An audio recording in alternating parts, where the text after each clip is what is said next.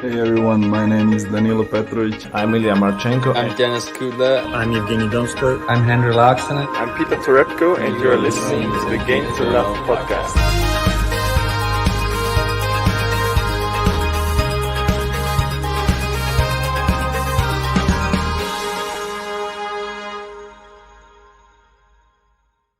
Okay, good morning, tennis fans. It is the morning after the night before, and what a night it was.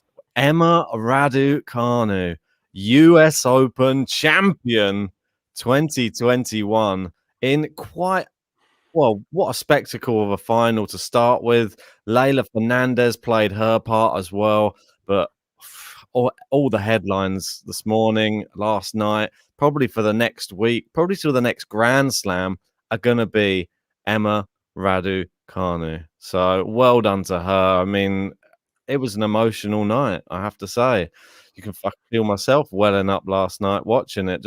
It was absolutely brilliant. I'd lost for words, and we covered it last night, and the excitement was there. And I think I probably had a few too many celebratory beers afterwards, but feeling it a bit this morning, JJ. Listen, I had a lot of beers during the day. I woke up this morning in a bit of a daze. Like, I wasn't sure if it was real or not. Did Raducanu actually win the US Open? I checked my phone, and I can verify she definitely did, because everyone's talking about it. Tennis fans, non-tennis fans, people from Britain, people from overseas. Everyone knows Raducanu is the US Open champion. She's done it in fashion without dropping a set, beating another young player, Leylah Fernandez, in the final. And the final was really good. We had the big drama at the end of it, which we're going to get into, with a medical timeout facing break point. A lot of controversy there. Some people saying it was a bit unjust. He took a bit too long. I know we've said our piece yesterday, but we'll clarify that later on in the video.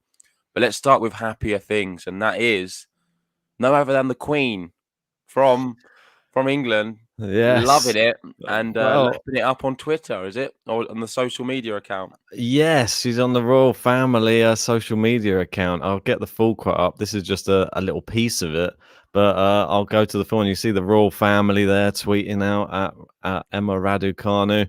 Here is the full message, and I'll read it to you. But I'll try and read it to you in the I want style. you to read it exactly the same way you read it earlier to me. So it was the Queen. I send my congratulations to you on your success in winning the United States Open Tennis Championships. It is a remarkable achievement at such a young age, and is testament to your hard work and dedication. I have no doubt your outstanding performance, and that your opponent, Leylah Fernandez, will inspire the next generation of tennis players. I send my warmest good wishes to you and your many supporters. Elizabeth. Oh, it's so good. Thank you, Mom. So, do you know what you sound like? I forget her name, but that lady on Harry Potter. Yeah, I think I know who you mean as well. But this is that's the best I can do for my Queen impression for the day. Hogwarts. Yeah, exactly. That's all I was thinking about. But yeah, the Queen's, of course, she's going to talk about it. She's a legend. She's an 18-year-old legend. I don't know how she's done what she's done. She's going down in the history books. The 44-year wait is over for British tennis. It's amazing.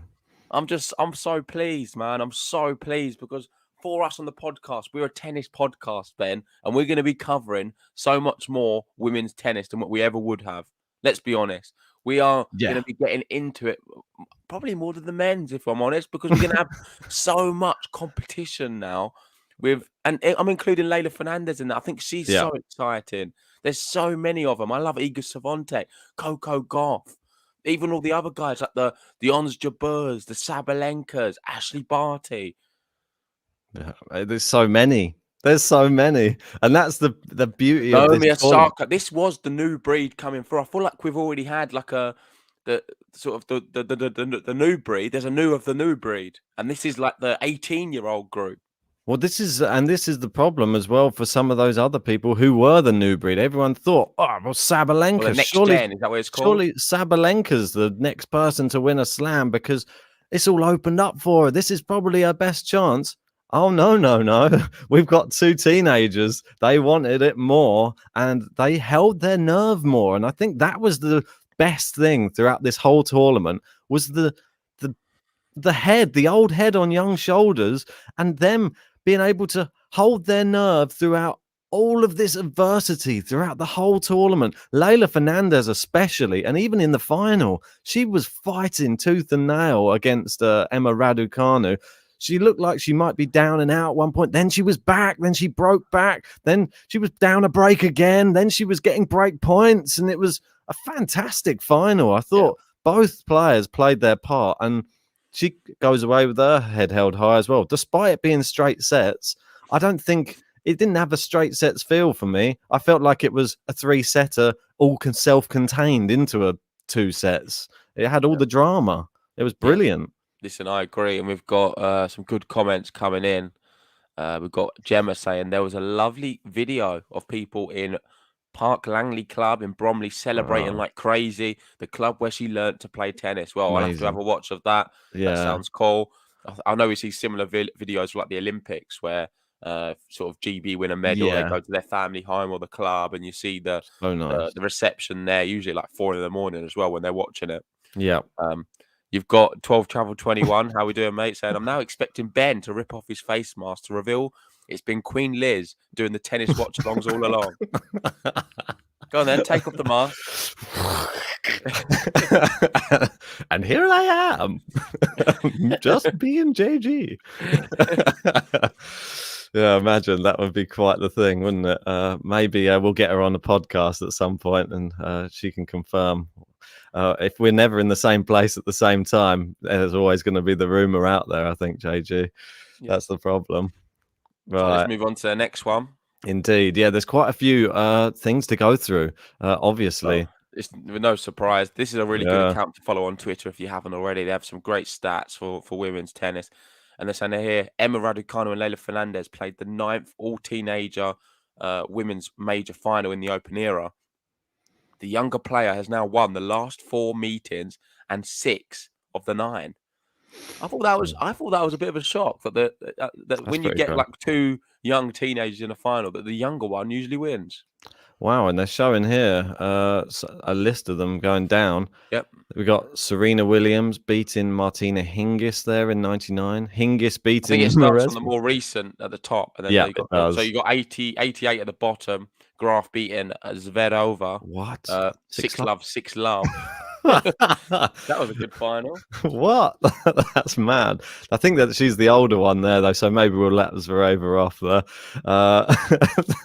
But to see the people who have won as young, well, obviously Hingis, 16-year-old, she was incredible, winning the US Open there, beating Venus Williams. Yeah. So, I mean, if she's going to go in the same sort of or similar trajectory as some of these players, these are legends of the game. Literally, I like the 89 Roland Garros Sanchez Vicario beating Graf at 17. I used to love Arantxa Sanchez Vicario. I used to love the name as well. Yeah, exactly. And Steffi Graf, so tough to beat. Anyway, just brilliant. Yeah, a name that I've sort of forgotten about until I just saw it there. It's just one of those ones that I'm probably showing my age now. I remember watching her many times. But that was the Graf era, the Sellers era as well. And then Hingis sort of coming in a bit later on. Amazing. Maresmo, another name that we don't get to see too often as well anymore. But she was in Andy Murray's coaching team for some time. So anyway, moving on from that one.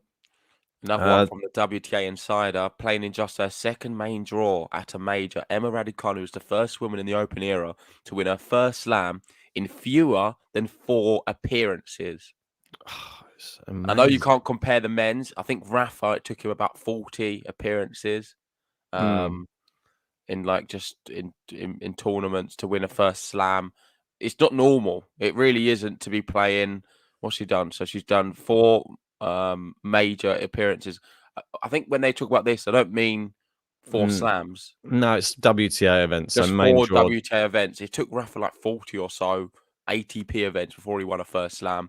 Most players, it takes a lot more. Let's be honest. It's very difficult. You don't just walk from the challengers to win the Grand Slam. Usually play WTA events. Look, let's look at Rublev. Rublev's the prime example. He's been knocking on the door, playing very well, winning 250s, 500s. The next step, can he get to a Masters? She's not winning. She's not winning these events, the WTA 250s or any of them other ones. She's not played them. She only played 2. And now she walks into a Grand Slam and wins the whole thing without dropping a set. Like, it's going to have to go down as one of the greatest things to ever happen in tennis.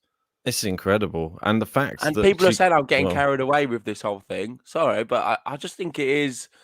I don't think we need to overplay this more than ever, because I think it's ridiculous. Then I think it's just, it doesn't, like you said at the start, it doesn't feel real. It doesn't make sense. It does. And the fact this happened, and I like the fact that she got to the 4th round of Wimbledon, that was the big shock, and everybody was waiting to see, oh, was that a fluke? Could you replicate that though? I mean, you're at home, you're in the UK, there's a lot of buzz, there's a lot of hype, then all the crowd's on your side, and if anything, having all the crowd on her side was more of a negative, I think, in the end in the UK. In the US, she probably had about 80% of the fans on Leylah Fernandez's side, I think, in that stadium last night. And she fought against adversity. She actually embraced the fact that she wasn't the one being cheered for and was trying to win the fans over with her tennis. And I don't think you can ask for much more than that. I think she's the real deal.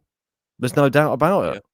You got Andreescu's name in there. She only played 4 tournaments before and winning the US Open. Yeah. And she's another one we've maybe slept on recently. There was a lot of hype around her when she did that. Unfortunately, she's had a lot of injury concerns. I feel like she's been a different player since her injury. I'm hoping Raducanu can stay fit. I just hope she doesn't get any injuries or anything like that, because it'll be very sad if she does similar to what Andreescu has. But Andreescu's still young. Another one you can throw in the hat. I think we could see some really big tournaments from definitely. her. She got to the quarterfinals this year, I believe, didn't she? Yeah, and she got to the finals of a Masters this year in Miami. Yeah. Let's remember that. She's definitely not out of the run-in. She just has to get her form back after the injury. I think she's done well to get to where she has this year, to be honest. I didn't see her getting to a final of a Masters or really deep into a slam yet, until we see her performing a bit better on the tour without seeing her pulling out like she did in the Miami final due to the injury again. Yeah, I just want to see her back to her best, because we know we thought she was going to be the person who took it on after beating Serena and go on and win multiple Grand Slams. It just hasn't worked out that way, and fingers crossed it was another Canadian as well. So she's now going to have Leylah Fernandez to compete with in Canada. And Leylah Fernandez is now she's up into the top 30 as well. Yeah, flying.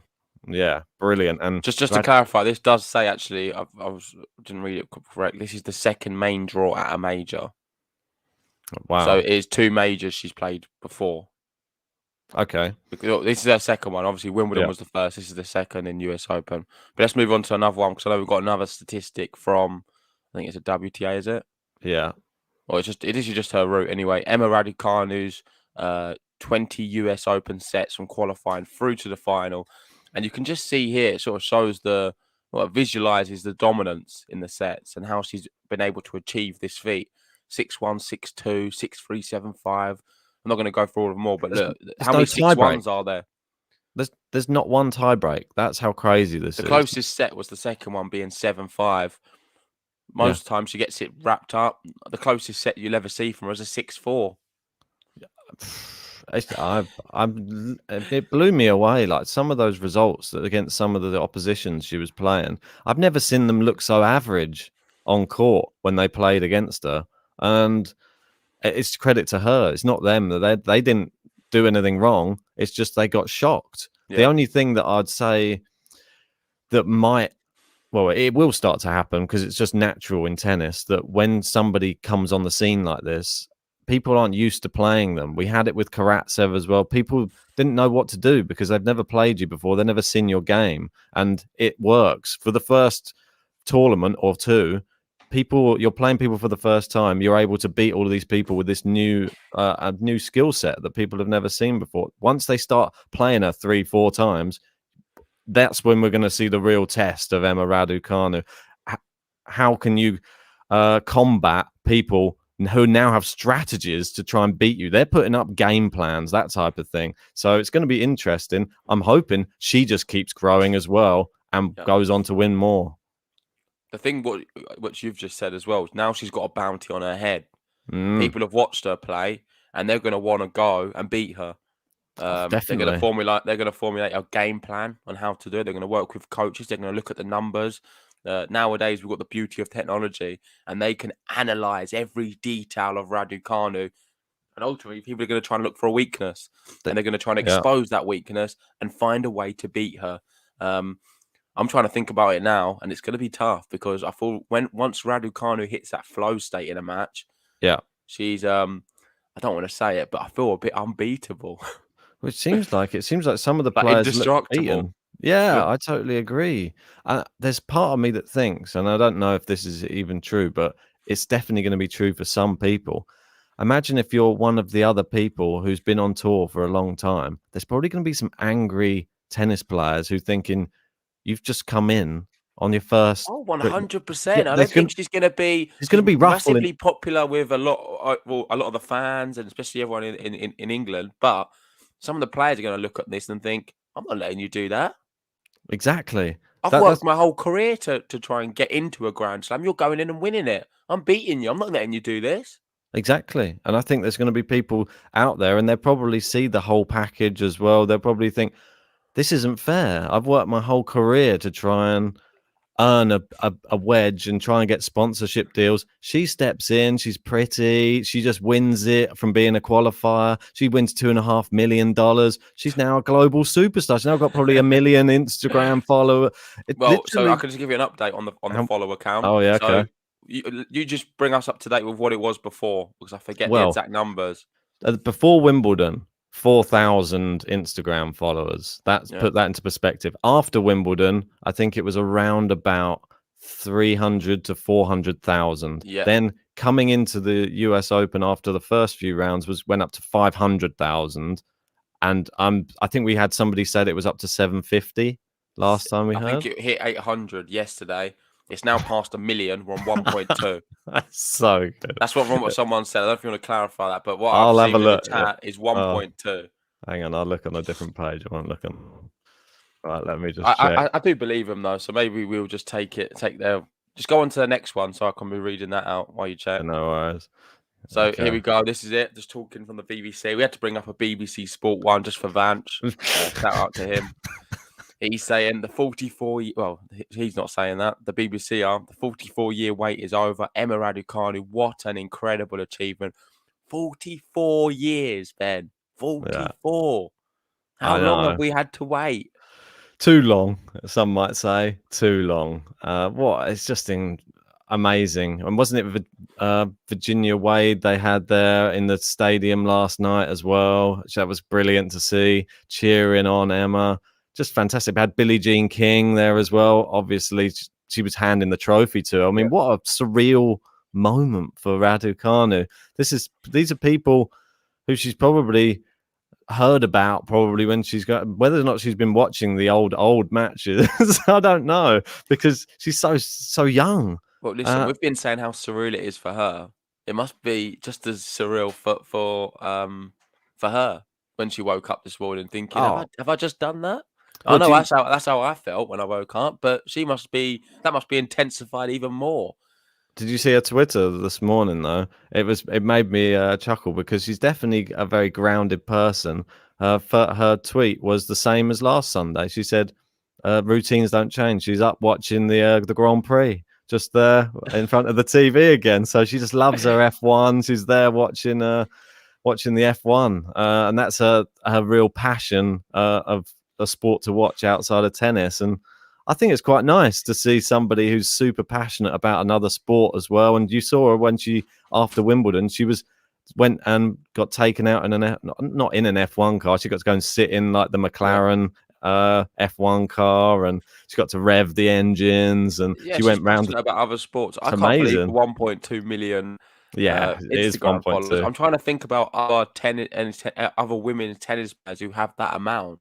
I'm sure there's loads. You've got obviously Serena, some of the players who've been on the tour a bit longer. But some of the young guns, I don't think anyone gets close, do they? Well, I think Andreescu's got quite a lot, to be honest. That's what I was going to say. Once But you've I'm won the talking more US, like Ashley Barty. How many does Ashley Barty have?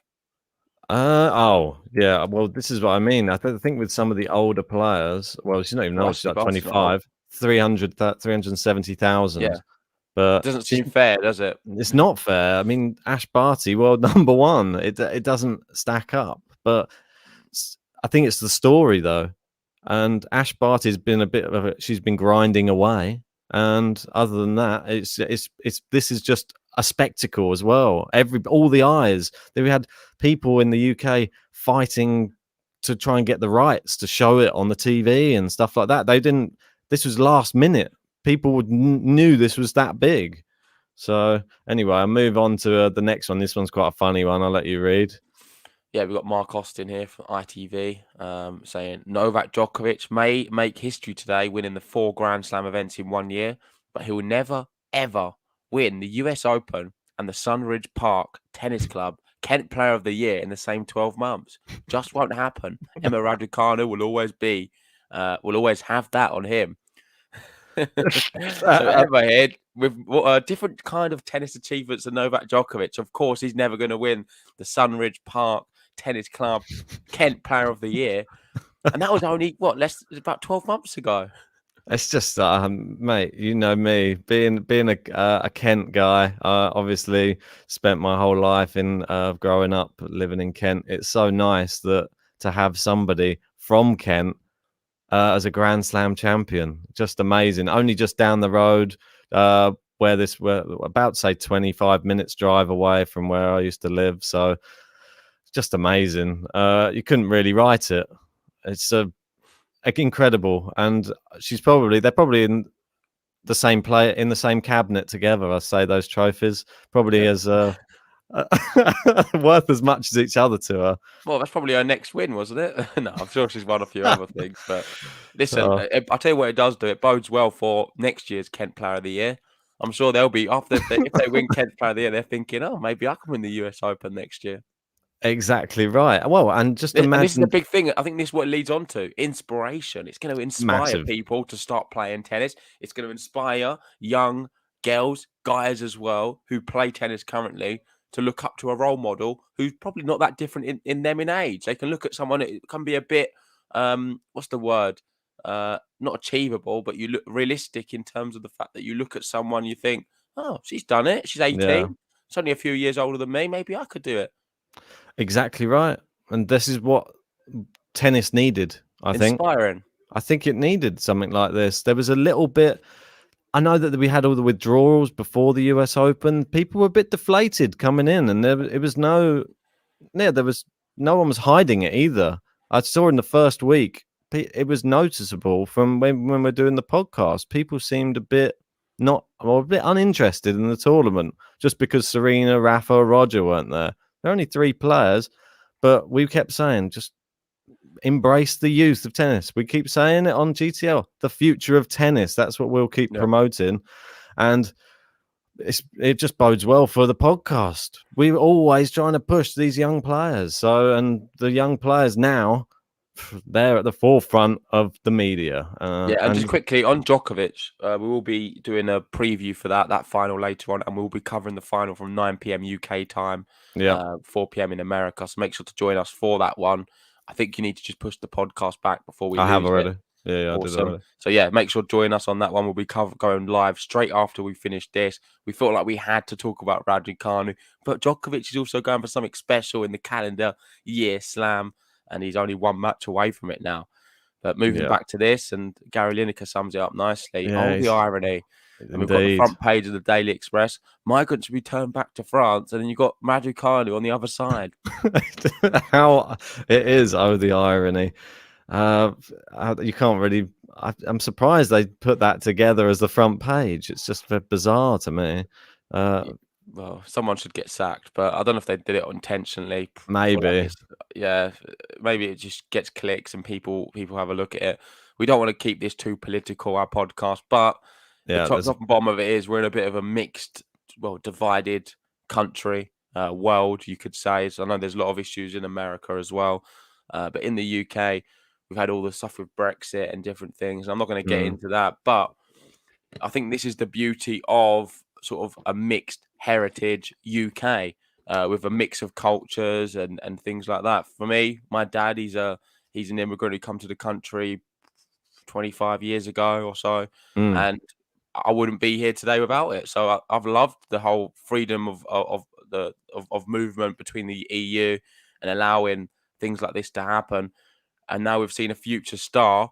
You can see here, Emma Raducanu's parents are Romanian and Chinese. She herself was born in Canada, but she still proudly identifies as British. She's won the US Open. Remember this, being British can comprise a real mix. It's why we must be an open and welcome country. And I agree completely. I totally agree. The mix of cultures and the mix of heritages and things like that is what makes Britain great, and you can't forget it, because we have a very multicultural society, especially in London as well, and it wouldn't be half what it is if we didn't have all of the mixture, because, well, I don't even want to say like the different cuisines and things like that. Like, they bring so much to different areas of the country. So, and they bring in stuff to different areas now of sport, which is fantastic. And we've seen it with many. Like, would England have made it to the final of the Euros? Probably not. Well, So no. you're just exactly right. So this type of thing, England's sporting achievements, they're all doing very well. And I think it's just, I just embrace it. I think it's incredible. I think her parents must be so proud, like, right now. Like, I feel bad that they couldn't be there with her to celebrate, but I can only imagine the party that's going to be happening when she gets home. And she said she doesn't even know when she's able to go home either, which is pretty crazy. I'm sure she just can't wait to see her parents. It's going to be, hopefully they film that as well. Yeah. I'm sure they will. It's probably be on Instagram or something. We've got 12 Travel 21 saying Mo Farah, our most decorated runner, born in Somalia. Exactly right. Like I said, I proudly identify myself as someone of mixed heritage living in the UK. So it is even more special to see what Raducanu does, and it inspires me with everything I do in life. You can see here, Raducanu after the win, all dressed up. She got put a bit of lippy on, a bit of makeup, and she's kissing the trophy there. Listen, this even makes it feel even crazier. Who would have thought we'd see her with a trophy? I'm just keep going back to the draw preview when we were talking about the draw. We was looking at the route.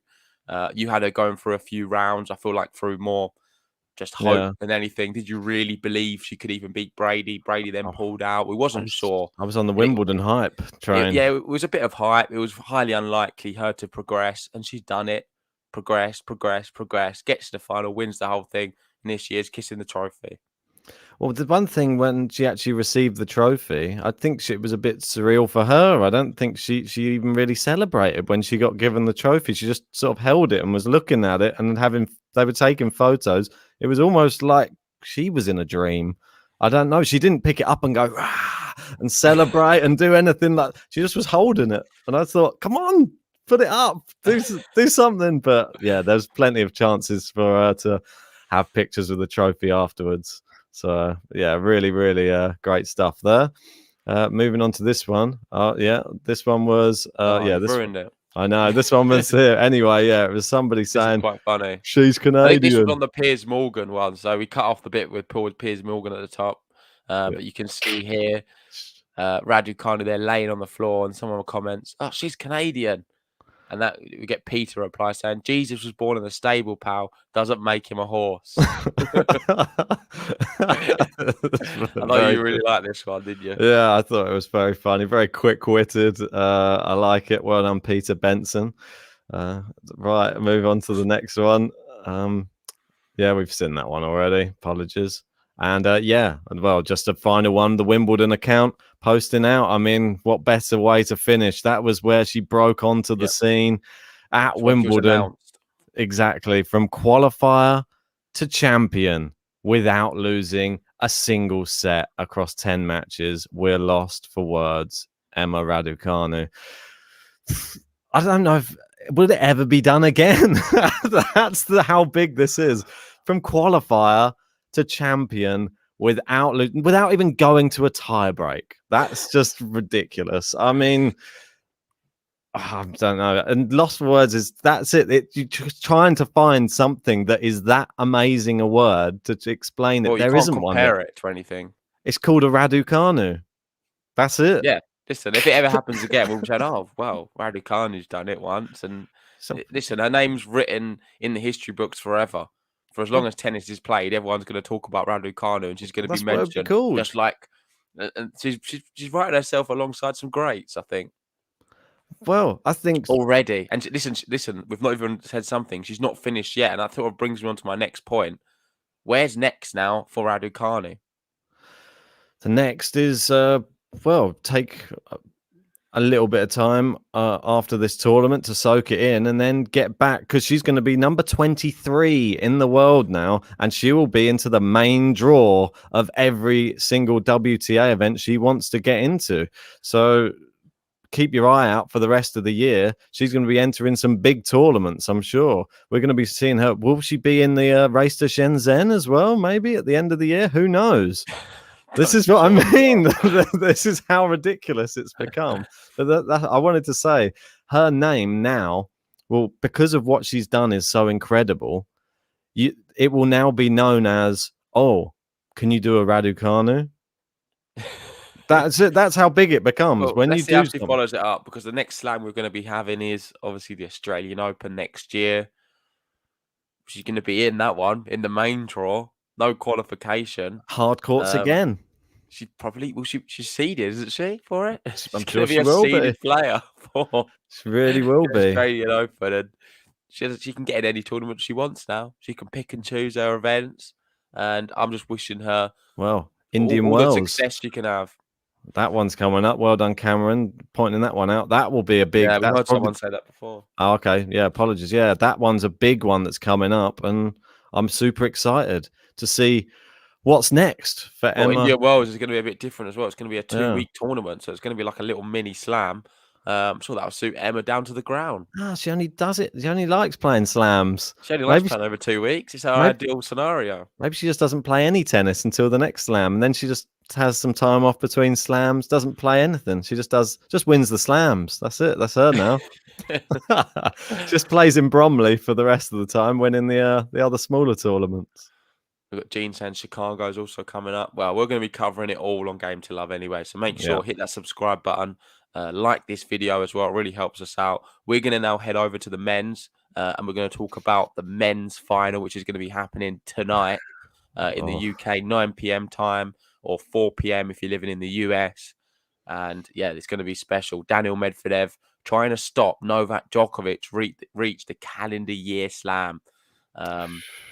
I don't know. I feel like Djokovic can do it from this moment, but I do have this scenario in my final. I predicted the exact final, and I have Daniil Medvedev, the only person who's done it in the bracket league. So it means if Daniil Medvedev is able to win, I win the whole bracket. But I know you're going to be cheering on history because you'd love to see Djokovic. I will be. Emulate something very special. Indeed, yes. There's just part of me that just, I don't know.